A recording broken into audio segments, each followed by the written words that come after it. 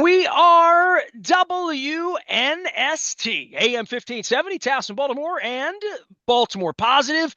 I know it is tough on these snowy days, especially with the Purple Festivus this week and all things Ravens on everybody's minds, and playoffs and Super Bowl and Lamar and Derrick Henry and MVP and Steelers and all of that stuff.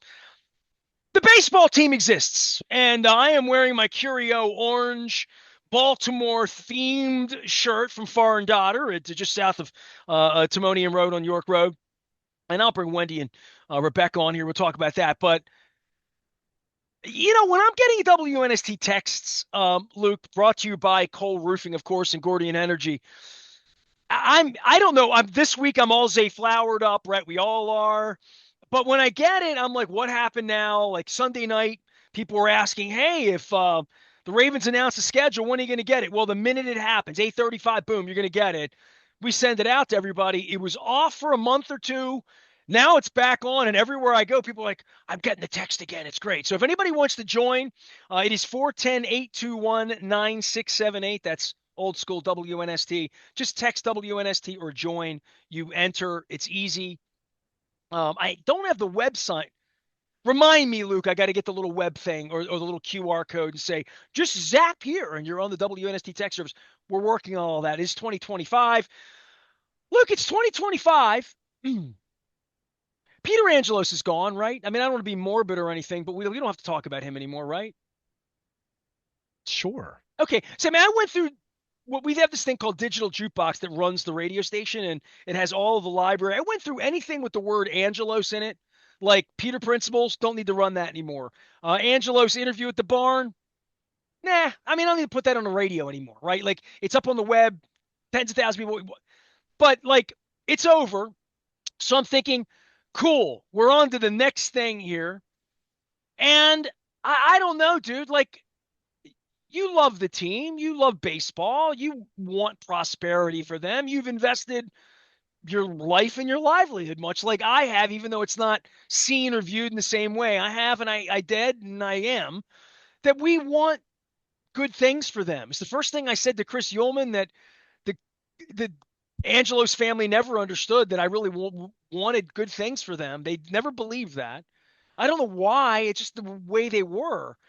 This new group, I want good things for them. I want the community to come back. I want to come back. I've been holding my credit card out. Katie Griggs, if you're hear me out.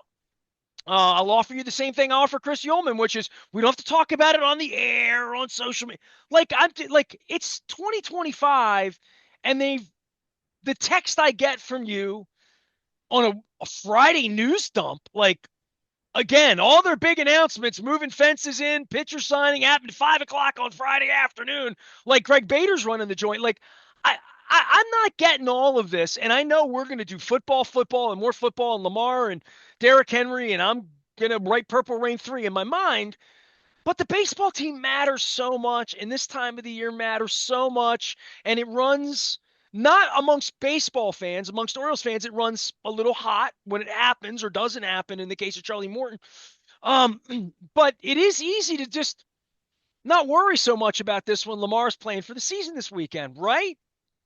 Yeah, well, I mean, of course. I mean, they're not playing. They're not even showing up in Sarasota for 6 more weeks or 5.5 more weeks.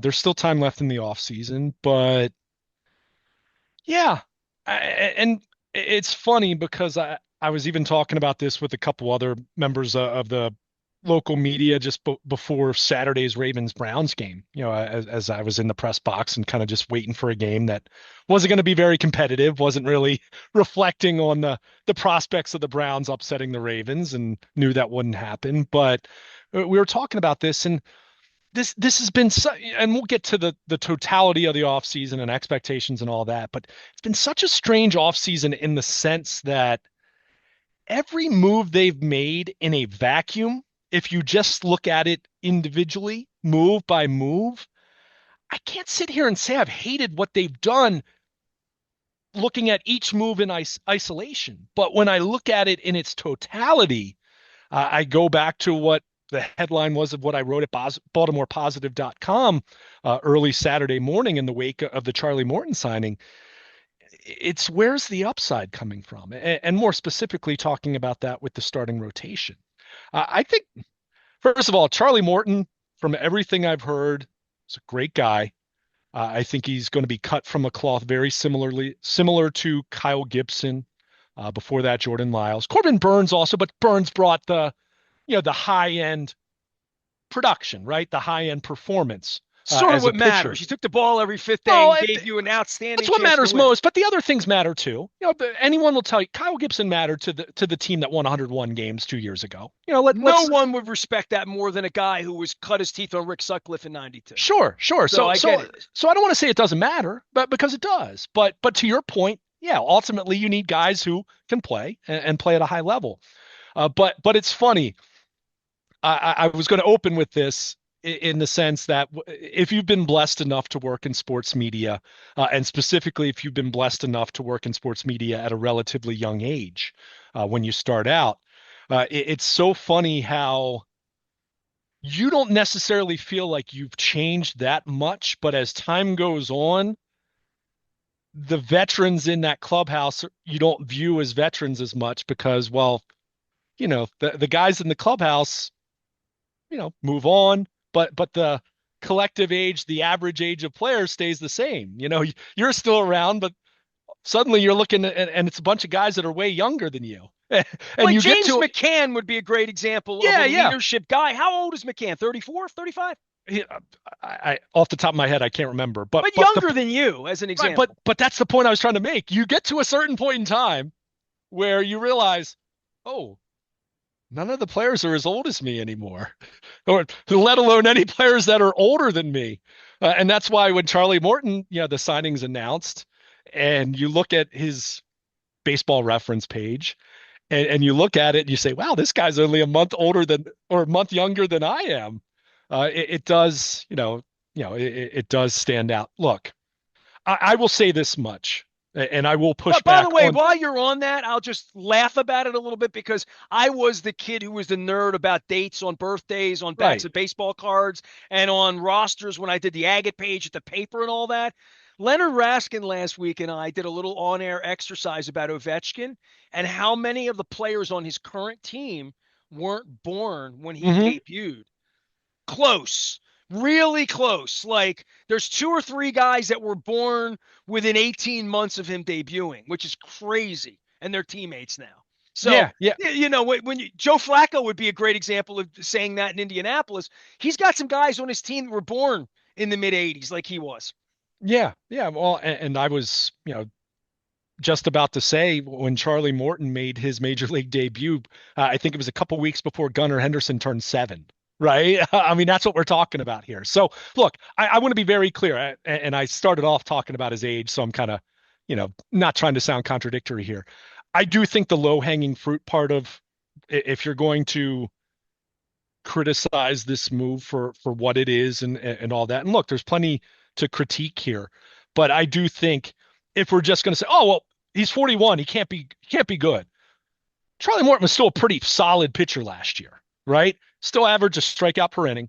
Had an ERA in the low fours. Now, is that Corbin Burns replacement? Of course not, right? And that's part of the problem when you look at what they've done in its totality. The offseason in its totality in terms of looking, has there been enough upside? Absolutely not, Well, right? the nerdity of me thinks that they have some statistical algorithm to talk Well, about innings and value and that what they're going to get dollar per dollar against some sort of metric is let's just buy 1 year pitching. That's the yeah, best thing we can do to not get killed, but to at least give ourselves a good chance for the because all pitching is all 1 year, right? Like let's evaluate it that maybe that's what they're doing, and yeah. that's going to be their secret sauce to some Well, and, degree. and I think when you look at it now, starting with Jordan Lyles, which was I think a 1 year, $7 or $8 million deal. Kyle Gibson the following offseason, which was 1 year, what was it, 12?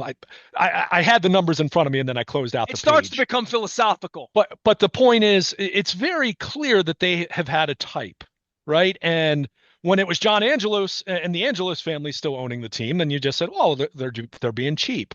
I do want to point out, and look, Certainly not Steve Cohen numbers. To state the obvious, they've committed $86 million this year to free agents, which a couple years ago probably would have made John Angelo's flush.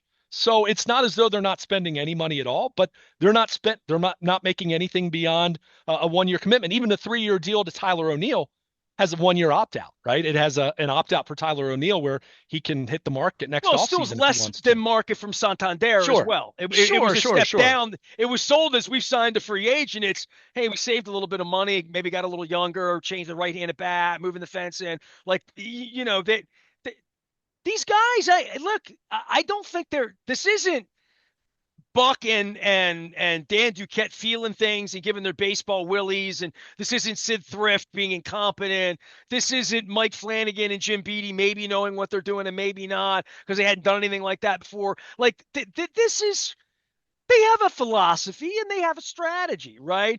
Yeah, And where that meshes with this billionaire that comes in and says just keep doing whatever you were doing. Okay. I mean, I don't right. know that they can do that on the business side. And I went hours with John Maroon and Marty Conway, and I'll talk about that. But part of the business side is signing free agents that are 41 years old and putting it out at 5 o'clock on Friday. And it becomes a punchline. Whether, dude, he might win the Cy Young next year. He might be their starting pitcher in game 7 of the World Series a year from now, and it'll all smell good and be fumigated and be great. And I know he's a great guy. I know all of that. And I'll make the Sure. leadership case and all of that. But you didn't get anybody excited. You didn't stimulate what you really need to stimulate on a weekend when the Ravens are playing the Browns. They're 20-point favorite. Lamar, King Henry, Harbaugh, Steelers, all this stuff going on. Like, clap a little bit, do something, and even if you're excited about it, hold it off till Monday in the snowstorm and bring him in and let him sit there in front of everybody like Sutcliffe did and say, I'm here to help these young guys win a championship. That's why I'm here. And you need to buy in. Like, come on, man. Come on. I mean, I'm not trying to be Vince McMahon in your world. You're the Vince Yeah. McMahon guy. But I mean, if they're excited about it, get me excited about it, because I think you and I see this as reasonable, but I don't think anything they've done here in totality gets anybody excited. And I want to be Yeah. excited. I really do. I own a Oh, radio station. I'm but sitting that's here but talking that's sports for the 30th year in a row. I want to be excited. no, I hear you. I mean, Mike Elias isn't worried about press conferences. I mean, he I just isn't. understand that, but Right. the But that's organization, part of the what you're presenting. I understand where you're coming from, and I'm not even saying I disagree, but at the same time, I also don't want them to make more out of something than what it actually is, and that's part of the problem here, right? make Each more out of each everything. move, well, but I don't want you to lie to me either, right? I mean, Charlie Morton's not going to win the Cy Young Award, and even if you love the signing, he's not going to win the Cy Young Award. I mean, it's just that's not who Charlie Morton at his best was, you know, an all-star, right? Hey, he pitched the final 4 innings of Game 7 of a World Series and got the win, right? I mean, this is a guy who has experience. This is a guy who absolutely can help them. This is a guy who the signing in isolation, even with him being 41 years old, there's merit to it. How many But starts is he it's going to make but in your it's mind? not the ice. It's not the upside move. It's not the Corbin Burns replacement, right? And that's where it's tough. Look, uh, history would tell you he's going to make 30, but at some point in time, he's 41 years old. That's going to stop at some point in time. But taking away the COVID year, which was 60 games, you go back to 2018, 30 starts, 167 innings. 2019, 33 starts, 194 and 2/3. 2021, back to 162 game schedule, 33 starts, 185 and 2/3. 2022, 31 starts, 172 innings. And then the last 2 years, 30 starts, 163 and a third, 165 and a third. So If you look, get 150 out of him, that wouldn't be 27 surprising. starts, 150 innings out of him, That wouldn't be and surprising. we always talk in terms of who's my 3, who's my 4, Well, and who's my 5, and I think that's parlance to some degree. It's almost getting as wacky as the win-loss record and like all that stuff right. in saying I don't think these nerds think about it that way. I think they think about it in totality of innings and what I'm going to expect and where I can get those innings. And if I love that guy up, I can keep him healthy, keep him on turn, and every fifth Hmm. or sixth day, give him the ball, 4 innings, 5 innings, almost never 6 innings, but he's going to get me to a point where the day before we had Rodriguez, the day after we don't have Burns anymore. Like, I Sure. think about that. We've been at this with Burns that he would come back and rescue you every fifth day from whatever awfulness and injury and tendonitis and flare ups and, something stiff and whatever. Or you're bringing up some kid from Norfolk and it isn't, going to give you Charlie Morton innings, right? Yeah. Now, they signed the pitcher for like $17 million and don't have a press con. To my point, like, he is a big league pitcher. He does have all of these accolades. He is a grown up. He's something they should be proud of, right? I mean, I think, right? I mean, if they're giving him this money and they can continue to story tell, if they told stories, if they had somebody who knew what they were doing around there, that they could story tell their way through, we're building. We're not done. Michael Elias, stand up. Hey, we're not done. I'm not done. Hang on. Time out. Just like get people excited about this a little bit instead of what time's the football game and how cold's it going to be and what's the weather on Saturday. And No one's stopping any of their attention on the Ravens for a Charlie Morton press conference I on Monday or understand Tuesday. that, No, but I hear into you. the get into the You're flow. Get into way the more into flow. that part of it than I am. Well, I'm not either No, because I we have to understand. sit here and talk No, about no, it on a Monday in the snow and say, well, uh, I don't hate it. Neither one of us hates it, but it was a punchline on social media Friday. well, It of really course was. of course it was. Well, anytime you're going to sign a 41-year-old pitcher, it's going to be. Look, this kind of goes back to what I talked to you about in terms of Corbin Burns or going back to Kyle Bradish, the injury, with him early last year. And you touched on this.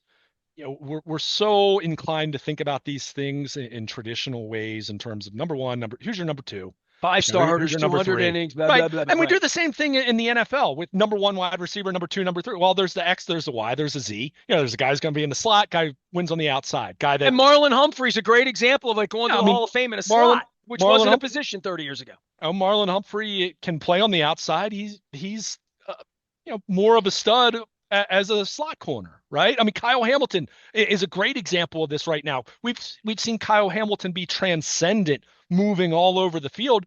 Yet the Ravens had a very distinct need midseason. They moved him to more of a traditional deep safety role. Do I think that's going to be his role the rest of his career? No, I don't. I think Kyle Hamilton doing what he's doing right now is much more Marshall Yanda needing to kick out to right tackle because their right tackle got hurt and they have no one else, right? Marcus Williams they deemed unplayable, regardless of how much money he was making, and they did that. So there's always a little bit of from an outside perspective, we make too much of like these well-defined roles. That said, and talking about even replacing Burns in the aggregate, or think back to Moneyball, and if you didn't read the great book, you watched the movie, right? And Brad Pitt's sitting there saying, "Oh, we got to replace Jason Giambi." Well, we're not going to go out and sign a player to replace him. We're going to think about this in terms of Scott Hatteberg, Jeremy Giambi, and David Justice, and then those guys all have a certain on base percentage that's going to add up. Again, you get my point. But I think what you just made mention of, and this is where the messaging part gets tricky, because everything you're saying, even though you might be more into that part of it than I am, I'm not denying its importance to the big picture. But It's what's that, killed the but franchise that, and but has made it a small market well, what's killed franchise. it is that they just stunk. It hasn't, the messaging part has been a problem on top of it, but they've stunk for most of the last 35 years. That's been the biggest problem. Well, even if But you love the team, you can't trust them. They've never had your sure, best interest but or winning it hard or trying the hardest I mean, it's been a long time since that's been I really understand. the formula's been we're going to be cheap, we're going to get lucky, we're going to be bad, we're going to be so much smarter. And this is where Lock and Forward gets. We're going to be so much smarter than everybody. We're going to outsmart everybody and we're going to out Tampa and like all of that. Whoa, you want them to be the Cardinals, right? You know what I mean? Like somewhere in, you have to I want them to be smart walk. and have resources, right? I don't want them to spend foolishly. Peter Angelo spent a lot of dumb money over the Well, years you mentioned the until they, Mets owner already. I'm not yeah, looking to do that. I'm really right, right. not. No, no, and I know you're not. But I I'm think looking for them to make a connection. I understand. But I'm trying to keep this in the here and now. Believe me, I lived the same history you did. Like I saw it, right? I understand everything you're coming from in terms of looking at this. But for me, that's the biggest question right now is not that I dislike signing Charlie Morton because I think it in isolation, fine. If you value another Kyle Gibson kind of a guy to fill out your number 3 or number 4 starter spot, hey, last year should have taught every Orioles fan how important pitching depth is when you look at the number of injuries they had. And look, you're not going to be able to even if you had endless payroll, look at the state of the Dodgers rotation at the end of last year. And now they still found a way to win a World Series because they had the lineup that they did. And hey, that's going to be a big part of how the Orioles win, right? It's going to continue to be their young position talent continuing to get better, right? I mean, that was always going to be a big part of this. That's why they faltered so much. It wasn't that they didn't have enough Corbin behind Corbin Burns. It was way more their offense faltered the way it did. So when you look at this thing, signing the Japanese pitcher, fine. If they see something that they like in a 35-year-old on a $13 million contract, and you And by feel the like, way, I gave last week we made an hour-long case that if he's Suarez, and I went through Suarez's numbers, which look like a fifth starter, looks yeah, like a 18 starts, 24 appear, like all of that kind of thing. That if that's what that guy is, we're okay with that. Because I'm always trying to replace last year with this year, especially when you're good. When you win sure, 95 games or whatever, whatever the number was, what did they win? 90, 90, 91, 91. Okay, 91. whatever. 90 enough. Not, I mean, it doesn't even They were in the matter. playoffs, yeah, But to me, every fifth day or sixth day when there's no rest and you're playing double headers and all the crap that's going to happen in July and August after it rains in April and May, um, I I want to know deep depth, 8 pitchers, yeah. 9 pitchers, because you're going to have to go that deep. Now you don't have a Burns on the front, and you thought he's a stud. You feel like at some point Rodriguez is either tricky or going to figure it out and get you 200 innings, like and be fully healthy and fully operational and take the ball. I'd take I mean, 160 at this point, to 200. I mean, just stay healthy, right? but if But they're but from a money standpoint, and I don't mean this to even be Moneybags Rubenstein or mhm, Cheapskate Angelos or even prick on the radio Aparicio, right? Because I mean, I do study this stuff because I know Eric DeCosta's studying it from baseball, from Moneyball. It's how they figured out everything that they're doing there with the Ravens, quite frankly, is this analytic dive on value. Draft value is capital. Everything's capital, right? Like, and then it's like a game of Monopoly, how I use my resources. The baseball side of their money and whatever their money is, whatever the mystery of Mr. Moneybag saying, I'm going to be 125 this year, 145 next year, 185 the following year, because yeah, that's the year we're going to onboard, get Westberg signed or whatever it's going to be. Whatever their algorithm is, they've said to me with this Japanese pitcher and a 35-year-old who's never pitched it, never thrown the ball in the big leagues, which is crazy. correct, A 41-year-old who's thrown a lot of balls in the big leagues, and correct. whatever their profile and their stature and best case scenario, their ceiling, and it's not glass, it's rubber, pulverized rubber, concrete, something like that. Mississippi Valley river mud. A 35-year-old pitcher that's never thrown a pitch, a 41-year-old pitcher that we profile as whatever that is, right? We've gone through this 4 innings, 4 1/3.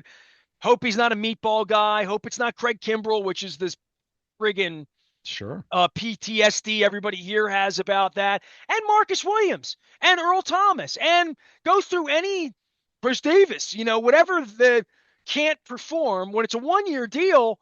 How pissed can you be about Kimbrell? Pretty pissed in June when he can't figure it out. Really pissed in August when everything else is falling apart. And then into October when you can't even put him on your roster and you have to retire him, right? Charlie Morton's 41. The other guy's 35. And I'll give him all the benefit of every doubt that Yeah. a hopeful guy wearing orange in January, still banned as a media guy and mistreated, but with holding a credit card out because I love the Orioles. Um, I would just say, like, it is a little laughable. I mean, I could be the prick on the radio beating this up and take the Jason Locken for JLC role of being Stephen A. Smith and being a jerk. I mean, I'm not even about that. It says to me that the value that they're putting on these starts is looking like $700,000. I don't know. Well, they're putting a lot of money on the 25 starts Charlie Morton's going to get. Look, they ain't making love to him. They ain't marrying him on the beach in Jamaica, right? Or Sarasota. Sorry, had the wrong Sarasota, where they go. Like, this is a rental, and it's a rental of a good dude who on a team that's going to hit the ball. They're moving the fences in to hit the ball more, sign ground ball pitchers, take a chance on the Japanese kid nobody else wanted at that price. Overpay, overpay, overpay for a short profile. I'm going like a business guy. Need it now. We're in a little bit of duress. We need to get the parts right now. Let's get it overnighted. Let's get it overnighted. Something reliable. 41, 35. Okay. Now let's hope the young kids figure it out. But to your point, this isn't Corbin. This isn't what they did last year, which is saying we're going to have Cy Young guys at the top of our rotation, and we're going to go 3 deep into 6 inning, 7 inning territory. We're chasing Cease. We're chasing Scooble. We got Burns. Like, look, we're serious. I don't know. I don't know where that's. I don't think that's in their hat right now that I know of. But they have such deep depth in their organization that I know Scooble's unavailable, right? Right. I mean, Yeah. Oh, I Cease, mean, after the right? year the Yeah, Tigers had, I mean, I'd be yeah, shocked, right? yeah, But yeah. I mean, so like the things that were available then, I remember that period of time where they were chasing the Chris Sale early on that maybe Red Sox wound up buying that and renting it, cutting the jerseys.